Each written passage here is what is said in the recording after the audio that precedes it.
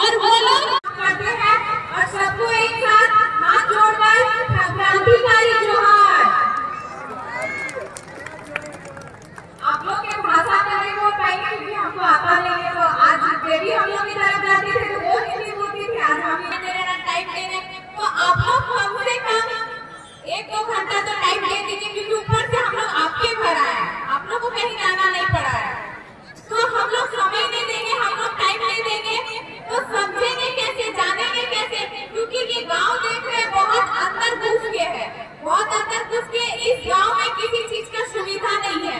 तो आप लोग को ये समझना और ये जानना बहुत जरूरी है, क्योंकि मेरा घर जहाँ हम जिस विधानसभा से हमको सब फैसिलिटी मिला हुआ है, तो आप लोग समझिएगा नहीं, आप लोग जानिएगा नहीं कि 23 साल 15 नवंबर को 23 साल कंप्लीट हो गया हम लोग को झारखंड राज्य मिले हुए।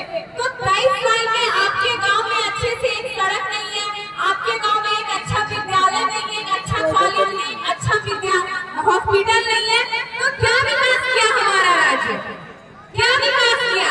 आप लोग को अच्छे से देख रहे, रोजगार नहीं मिला, मतलब ना स्कूल है ना अस्पताल है, तो वो संदेश दे रहा है कि यहाँ के लोगों को कोई रोजगार भी नहीं मिला होगा, है रोजगार? तो 23 साल जब हम लोग को मिला, इस राज्य की में जो सरकार है, जो विधायक है, जो मंत्री है, जो सांसद है, तो हम लोग के लिए किए क्या? इस कोल्हान क्षेत्र में ही देख लीजिए कितने ज्यादा फैक्ट्री है कि नहीं? तो उस फैक्ट्री में क्या बस यहाँ के लोकल लोग काम करते हैं? नहीं, सारा बाहरी भरा पड़ा। यहाँ के लोकल कहाँ जा रहे हैं? बाहर जा रहे हैं, झारखंड राज्य से बाहर जा रहे हैं, वो बहुत कोई विदेश भी जा रहे हैं, इधर के जाता है नहीं, हमारे उधर डुमरी है, बगोदर है, उधर के बहुत लोग विदेश जाते हैं। अभी फिलहाल में 2-4 दिन पहले उधर बगोदर साइड एक गांव है, वहाँ के भैया एक काम करने गए थे, तो 10 तल्ला 12 तल्ला बिल्डिंग बनता हुआ वो टाइल्स लगा रहे थे, गिर के मर गए। छोटा छोटा बच्चा है, वहाँ हम लोग को कोलैबोरेशन करता है, मेंशन करता है डोनेशन के लिए। तो अगर सब कोई दिया भी 10 रुपया, 100 रुपया, 50 रुपया, तो चंदा भी 10,000, 20 रुपया, 20,000 रुपया जमा हुआ। कंपनी में उसके परिवार बहुत ज्यादा रोएंगे, गिड़गिड़ाएंगे, तो उनको कितना मिलेगा? 2 लाख 5 लाख। तो जब घर का मेन सदस्य था, घर का जो मुखिया था, वही चला गया, तो क्या उनको रोजगार का साधन मिलेगा? नहीं मिलेगा। उससे क्या होगा? उनकी जो धर्मपत्नी होगी वो किसी तरह से रोजगार कर पाएगी, तो बच्चों को पालेगी पोसेगी, या जो सरकार की तरफ से